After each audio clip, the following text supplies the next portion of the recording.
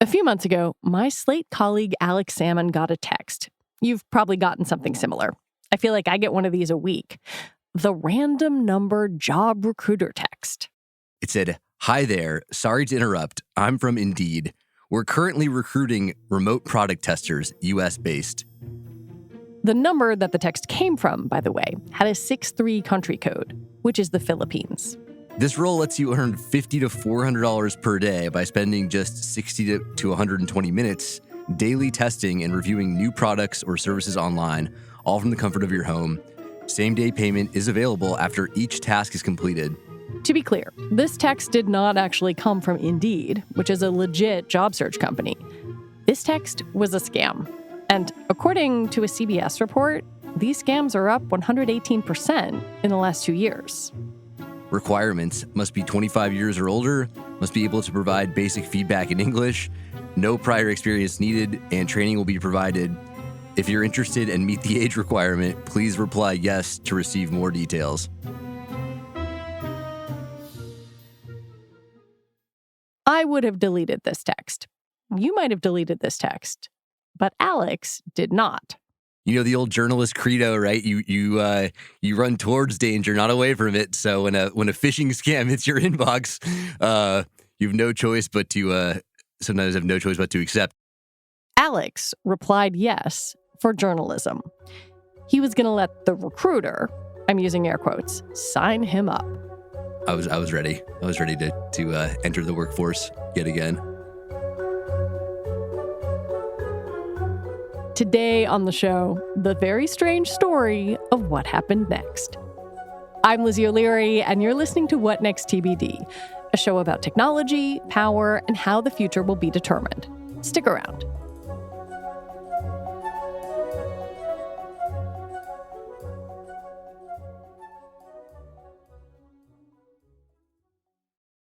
In the grand pantheon of online scams, the one that targeted Alex is known as a task scam. It's pretty low effort. Sometimes it starts with flattery. Hey, I saw your online resume. And then there's a job offer that sounds almost too good to be true. Work from home, make good money, do easy, repetitive work. It sounds too good to be true because it is. And the task scam is on the rise.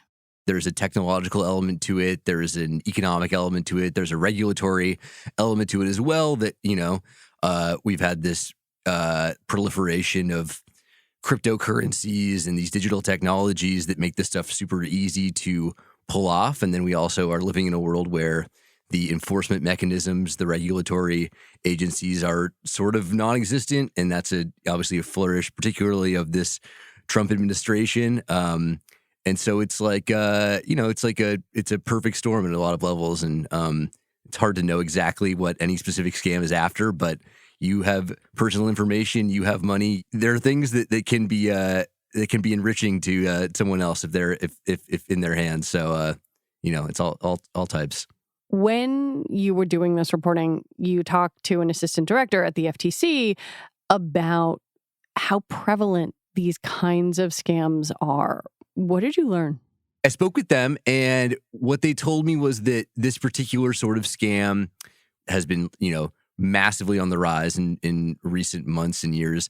It's tough because they sent me some data that they've collected on this stuff, and in the first 6 months of 2024, like the numbers explode in terms of number of task scams and in terms of dollar value that has been extracted. I think it was hundreds of millions of dollars they'd seen stolen via task scams in the first 6 months of 24.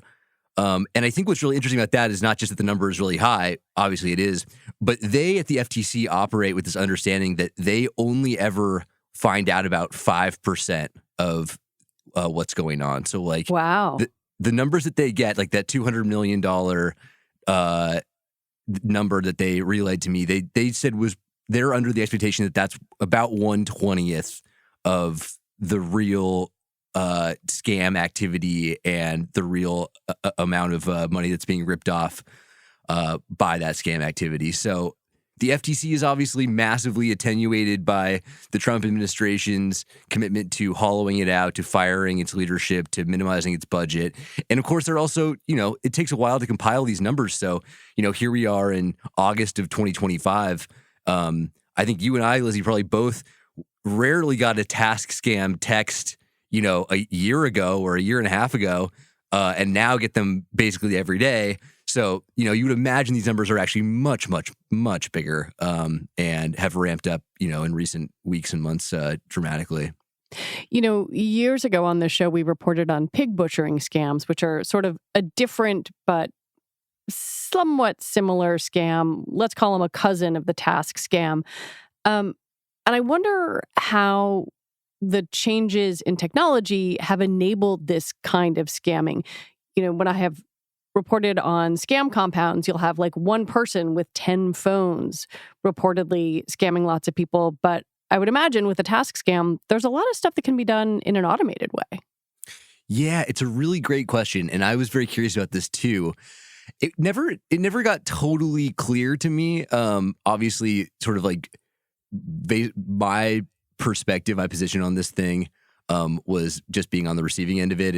And the number of people involved never really revealed itself to me. There was one person that I spoke to, which was Kathy, who is my boss and coach and mentor and friend, depending on the day or the mood that she was in or like how hard I was working.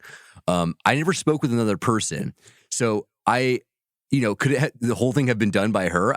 It's possible. And I think there are a lot of these that you could definitely, could be automated out. Like a lot of these particular flourishes seem, ripe for technological innovation, automation, whatever. Could be AI texting you.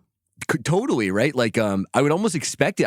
I genuinely was surprised when I talked to a real person. And I think that's a funny reality of all of this is that for all of these advances in technology that we've talked about, and obviously there's so much concern about AI in general, but everything in computing, I think, for all the automation, for all the computing power and all that stuff, oftentimes there are people on the other end of this thing. And like, even with this sort of highest end AI stuff that we're seeing now, like oftentimes these data sets are being sent to coding farms in India where there are very low paid workers there who are cleaning up these data sets and sending them back and passing them off as AI. So there is this automated element, this digital only element, but also there's always been this human element sort of underneath it that makes it look a little flashier and more polished and more computational than it really is.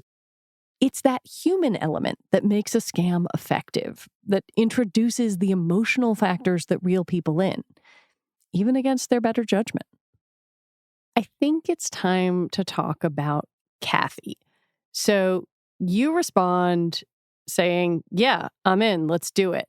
What happens next? Yeah, so they have my phone number. They want my WhatsApp. I give them that. I get a text from Kathy, who from the company Interleave, who says that she will be my mentor and my coach, and that she's going to put me through the training. She sort of explains to me what the job is. She says that it's AI powered, but there are certain things that AI can't handle, and that's where I come in.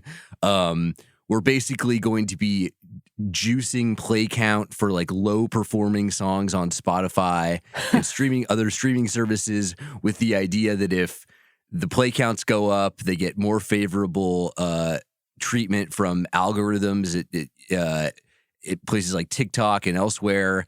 And if they can get placement in playlists, in short form video, in whatever, the sort of windfall for the musicians is worth the cost of paying this this entity to promote the stuff. So and all of these conversations are happening on WhatsApp. Oh yeah. She's Kathy is a power user of WhatsApp, and so. Yeah, she we're going back and forth. We're sending texts. And yeah, so that was a setup. She said that I need to do my training, that they would get me onboarded, and then I would be off to the races making, an incredible amount of money, and for almost no work in no time. Can you describe the kinds of texts you got from Kathy? She was a very interesting person. She sort of went back and forth. She was very much a practitioner of like what I would say is like American grind set culture, right? Where she would like text me every morning and be like, "Today is the day that you change your life. Like you got to grab hold onto this opportunity, and like everything that you want is in front of you." And very encouraging at some level, very optimistic. And I get a lot of that, especially in the early going. She was a carrot and stick sort of a leadership style, I guess, because she would also, when I was slow to respond, or if I took a couple of days off, or when I was actually going through the training, I was sort of dragging my feet because I didn't really want to get scammed that badly. And I was like, oh God, like, I don't know how this scam is going to work. And like, I'm trying to think ahead, but if I don't, if they get me and I don't realize that I've been got, like, I could lose a lot of money, or like, whatever, my social security number, it's just like, you never know. Anyways, when I was dragging my feet, she would pester me, and she would text me about how disappointed she was with my work ethic. And one time she even just called me on the phone, which is the first time that we spoke. What did she sound like? She was definitely a human being. It was a very interesting conversation because it was not a phone number that I recognized. Like, her WhatsApp number was different than her calling number, which is no surprise. I answered it. Why did I answer it? Good question. I don't know. I just answered it. And I was like, "Who's this?" And she was like, "It's Kathy." And I was like, Who is Kathy? What? And she was like, "We've been texting for like weeks. Like, do you want this job or not? Like, what's going on?" And I was like, "Oh, yeah, I do. My bad. I'm sorry."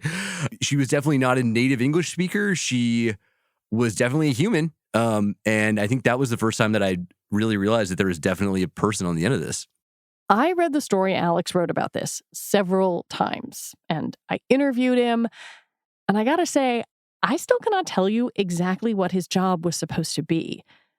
I imagined it kind of like the TV show Severance, where he's just sitting there clicking on groups of things. I am not totally sure that Alex knows what the job was either. The active part of the website was just this 3x3 grid. It was 9 album covers. There was actually 8 album covers and then a start button in the middle. And I clicked on the start button, and then the album covers would flash as though it was like a slot machine almost. It was like the display on a slot machine. And then one of the album covers would pop up, and then I would hit select or finish or whatever. And that was the completion of one task. So it was 2 clicks. And because I'm a pretty quick study, Lizzie, I realized that you could actually do both clicks without moving the mouse at all. So yeah, that was it. I mean, it was just hammering the old mouse pad 80 times, same spot over and over again. It sounds like possibly someone was trying to defeat a CAPTCHA and show that a real human was clicking. Is that, in your best estimation, what was going on? Yeah. So I got with the Slate dev team here.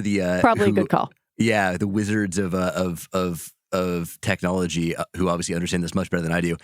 And they inspected the site, and they were looking at all of the activity and what was being actually transmitted, and that was the best guess that we came up with. That based on how internet security works now, and the way that these websites try to prevent bots from doing things like juicing play count or sending traffic or whatever else, the way that the mouse moves is actually useful information. And also those little CAPTCHAs that you get hit with every once in a while are, sort of like the toll booths on the internet. And to get around those, someone's got to click. And so it's possible that it was me. It's also totally possible still that this whole thing was just window dressing. Yeah, we never figured that one out. That sort of remains an open mystery. When we come back, Kathy tries to get Alex to pay up, because of course she does.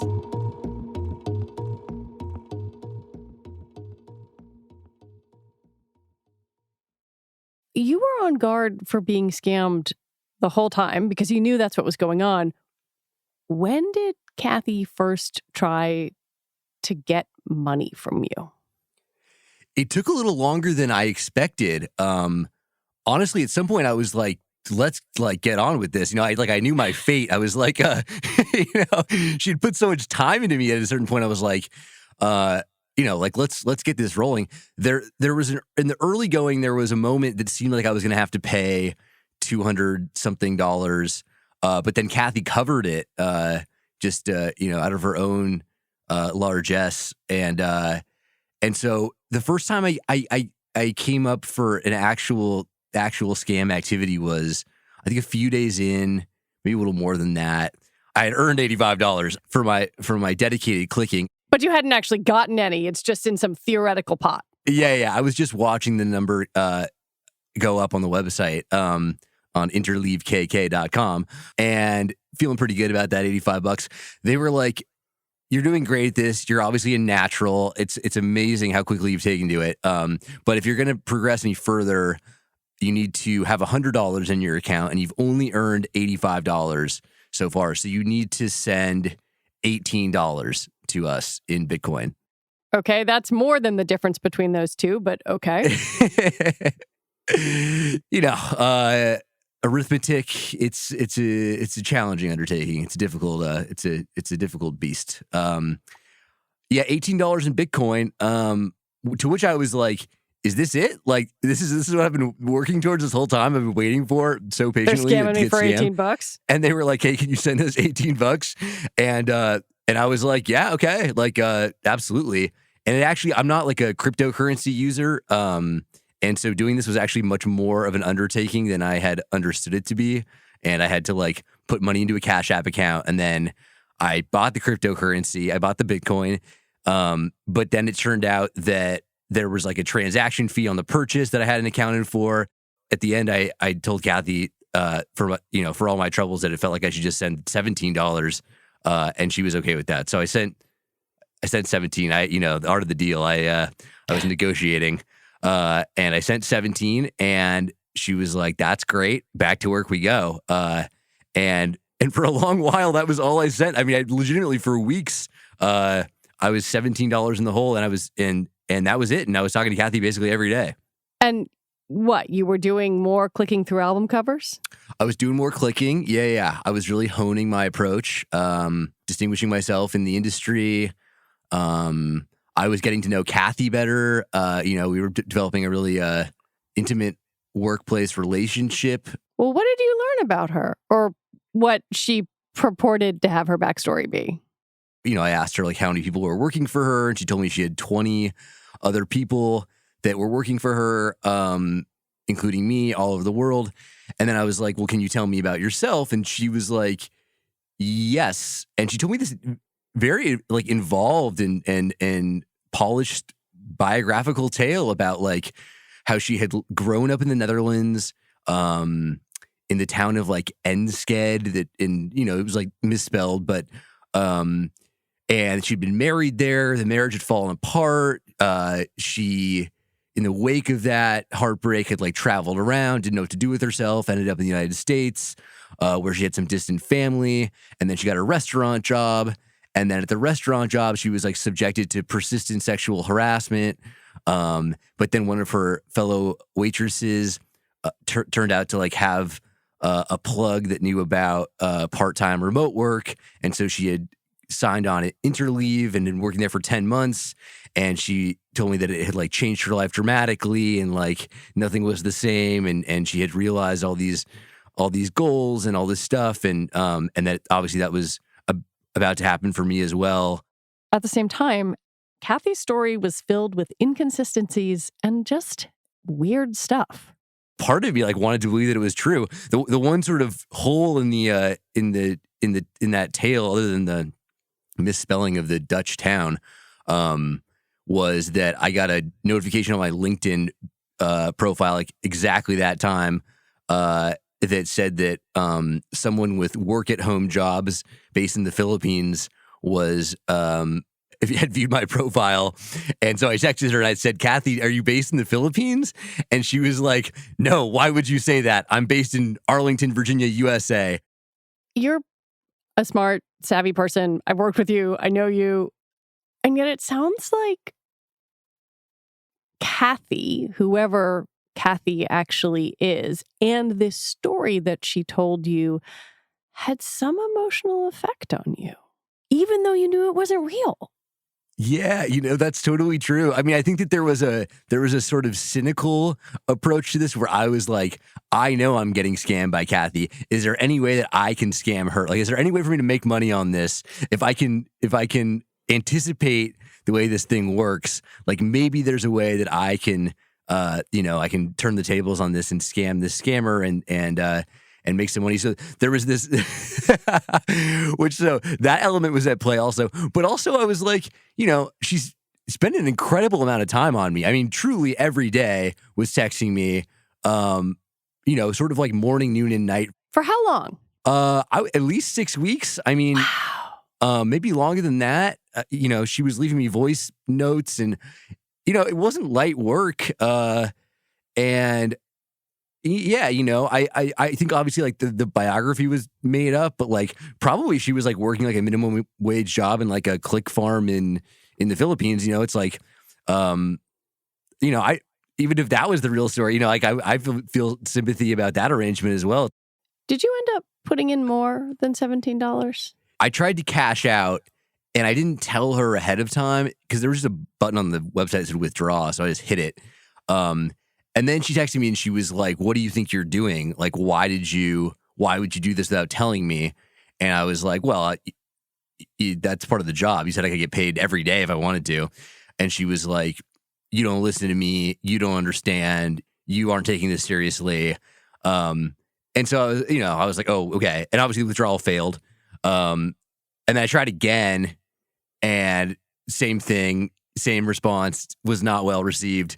And then once I did that, then the asks started coming faster and bigger. I hit what Kathy referred to as a bundle. BUNBLE. Yeah, which I think was supposed to be a bundle, BUNDLE. There was some technological explanation for this. It was very involved, but the result of it was that I had clicked on some, extremely low performing songs or whatever, and something happened, and it was great news, but I had to send more Bitcoin to dislodge the bundle, and then I would make that back and more in spades. So that happened. Kathy was very happy for me about that, about hitting the bumble, but she was like, "I need $79 to get this thing loosened up, and then the payday is going to be massive after that."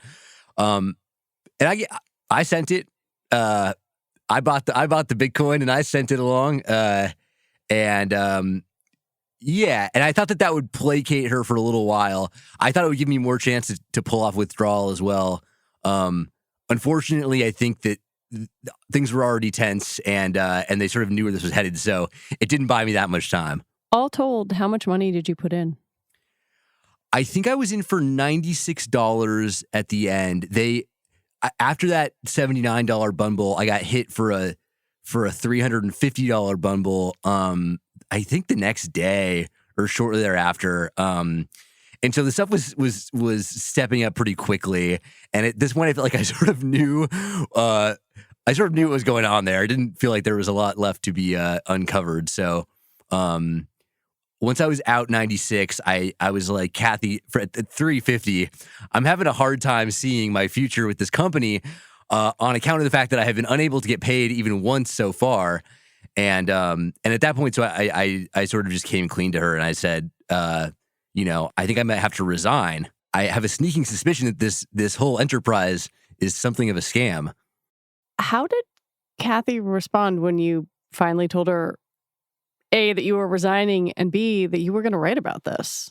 I was really hoping that, after that heartrending tale and, all that we had been through, I was like, "Can you tell me, what's really going on?" And she was totally steadfast and did not give an inch. I was like, "I think I'm going to have to resign and I'm going to write about this." And I said, obviously, that I thought that it looked a lot like a scam. And she was like, "Why would you say that? You don't understand this job at all. You've just started working here. You haven't shown a lot of work ethic. Like, you don't understand the industry and the enterprise. And I've tried so hard to make you into a viable employee, and you're walking away long before you can even see how the fruits of your labor being realized." And I was like, well, I've been at this for a while, and I would love to know what's actually going on. And she was like, get back to work, and would not give it up. And even after we had that exchange, and I said, that's it for me. She continued to text me even into this week. Has resurfaced on a new WhatsApp number, texted me multiple times with dismay, saying like, I don't know why you disappear. Like, I don't know why you're so hard to contact in these critical moments. Like, why don't you come back to work? This is, to me, so obviously scammy. You went into it knowing kind of what was up. Why do you think people fall for these? Because they do. Totally. Yeah. I think, obviously I think it's sort of a lighthearted story. It's very ridiculous, but I think that these things exist and they're viable because they do prey on people. And, I think generally it's not people in my demographic. It's I have a pretty high fluency with internet stuff and, but, people who are older retirees, people who are immigrants who don't have, documentation or work permits, who are frozen out of more, formal, legitimate sectors of the economy. I think if you speak English as a second language and the typos and the, some of the stuff that for us, I think would raise red flags, those things are harder to decipher. So I think there are more vulnerable sectors of the population who are targeted by this stuff successfully. And I will say that like I've gotten emails since the story ran about from people who are exactly fit that particular profile. And I got an email from a guy who said he was 77, retired, and had basically been working in a nearly identical arrangement and had forked over like a shocking amount of money. How much? He in the tens of thousands. I think he said something like $31,000. Oh my God! Which is like a horrifying tale. And I think given that post-pandemic, like these work from home arrangements are harder to come by, like there is something very attractive about this notion. And also, if you're a casual news consumer, it does seem like AI is this sort of nebulous thing that is making some people rich somewhere, right? So who's to say that you couldn't do some clicking and get in on that frenzy? Like I think there are persuasive elements of it, and there are reasons why people would fall for this. And I think the emotional manipulation is part of it too, right? Like I found Kathy to be very charming and amusing, but I went into this eyes wide open, and I think that if I didn't if I wasn't on the watch for that sort of stuff, it might have been more persuasive, and it persuaded me even knowing all that I know. Since you quote unquote quit, and since you wrote the story, have you gotten any more of these scams? Oh yeah, they keep coming. I've got. I almost feel like I'm getting them less than the people I know, though. I've gotten so many texts in the preceding days from people I'm friends with, family members and stuff, who've gotten these exact same job offers, and I'm getting them every handful of days. I'm not getting them that often at this point, but I feel like everyone else I know is getting them at breakneck speed. So I don't know, maybe I'm on a do not call list or whatever, a do not hire list. My bad work ethic has diminished my employment opportunities.